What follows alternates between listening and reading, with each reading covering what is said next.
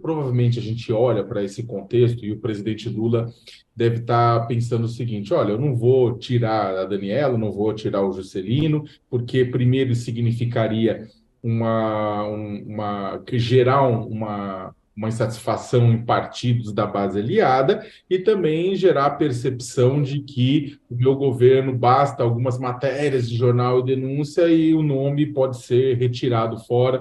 Isso pode passar a imagem de um governo fraco. Na minha opinião, é o contrário. Isso mostraria a imagem de um governo forte, né? Que sobrevive e que é capaz de depurar a si mesmo, né? Jair Bolsonaro não depurou o governo. Jair Bolsonaro, ele segurava os ministros até não poder mais, né? Lembra do ministro dos turismos, né? Lá no começo, com o Laranjal também eleitoral dele, que ele segurou, né? Até não poder mais. Depois ele retirava quando a situação ficava insustentável, como foi o Milton Barras de Ouro Ribeiro, né? Que coordenava a educação.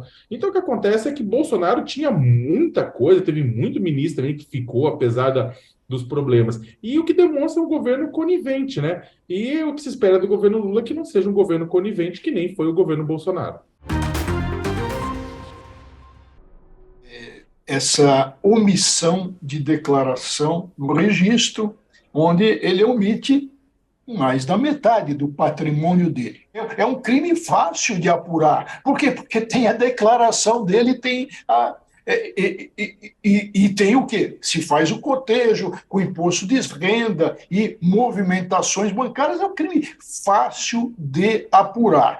Está aí um ministro que violou o Código Eleitoral, fez declaração falsa escondendo patrimônio.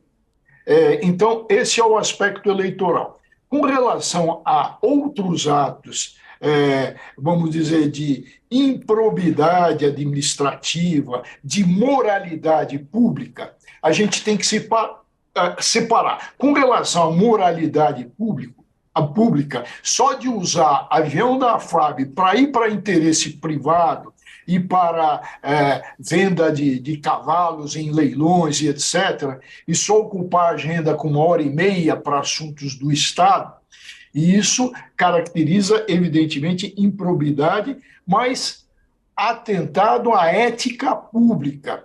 O Lula deveria, e não pode esperar, imediatamente dispensar esse ministro. O que eu quero dizer com isso é que o Lula que tem se mostrado muito ativo, vai aos locais de enchente, verifica, vai às queimadas na Amazônia, está se mostrando muito presente, muito atento, não pode ter desatenção com a própria casa, com o próprio palácio onde está.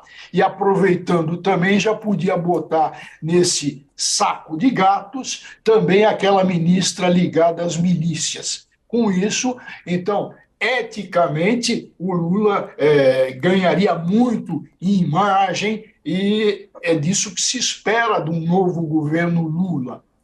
Está na hora, já passou da hora desse pontapé em 2 ministros. É a Daniela Carneiro, né, a ministra do Turismo, e são 2 ministros que vieram de acordos políticos. Aliás, isso acaba sendo também uma ferramenta, uma desculpa, né, ou até um instrumento para que Bolsonaro use isso contra o próprio governo Lula. Ele falou sobre isso ontem, sobre esses ministros, desse leilão de ministros. Olha, particularmente, Fabiola, eu acho que é o seguinte: o comandante do Exército não precisa ter votado no Lula. O comandante do Exército, a cúpula do Exército não precisa nem gostar do Lula, né? Isso tem a ver com foro particular, íntimo, tudo isso mais. O que eles têm que fazer é obedecer às ordens do comandante supremo das Forças Armadas, que não é Jair Messias Bolsonaro, não é o próprio comandante do Exército, é Luiz Inácio Lula da Silva, porque ele teve a maioria dos votos no segundo turno das eleições do ano passado. Eles têm que obedecer. Ao princípio, pelo que temos visto, né, o comandante do Exército tem sido célere, tanto para desarmar o espírito, né, digamos, mais belicoso de parte da corporação, quanto para atender as reivindicações e necessidades da presidência da República dentro da política estabelecida pelo governo federal. Né? E dentro disso, ele pode falar, minha opinião, o que eles têm, o que eles pensam com relação a quem votaram, quem infelizmente ganhou, irrelevante. O que é importante é que eles digam amém para um civil. O Alexandre de Moraes deu duas bolas dentro. A primeira delas, ele fez um levantamento, como está fazendo todos os dias, e percebeu que não havia necessidade de manter essas pessoas com privação de liberdade. Então, ele fez uso do quê? De uma medida de contracautela. Se a cautela era prisão, a contracautela era tirar da prisão e estabelecer regras como ele estabeleceu, que, afinal de contas, essas pessoas que são de outros estados, estou falando do 137, de outros estados e que não estavam lá em Brasília para mero turismo. Então, não estamos falando de pessoas isentas de qualquer culpa. Ele fez bem em conceder medida cautelar.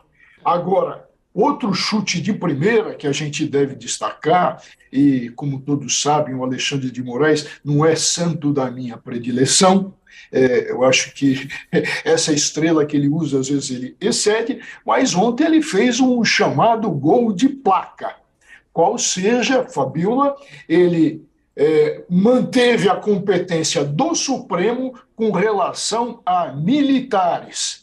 Vale dizer, ele fez a distinção que o Supremo já tinha feito. Uma coisa é o crime militar, outra coisa são crimes cometidos por militares fora de função e atentando ao Estado democrático de direito. Isto não é da competência da justiça militar, um tribunal militar, que, aliás, é um tribunal, atenção, que tem passado, na época da ditadura, mas nenhum futuro pela frente. Aliás, esse é um ponto importante também, né, professor Mayroft, porque a gente acha que algumas pessoas são protegidas, né, pela justiça, e inclui aí os militares nessa situação, que a gente não vê nada acontecendo, né?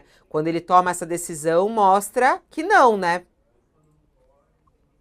Essa justiça castrense está na hora, justiça militar, justiça castrense, está na hora de ser reexaminada.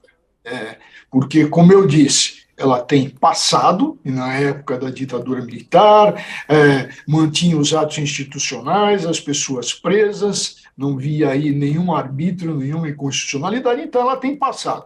Agora, tem futuro? Para que ela serve? Existe a justiça comum, não precisa dessa especialização. Qual?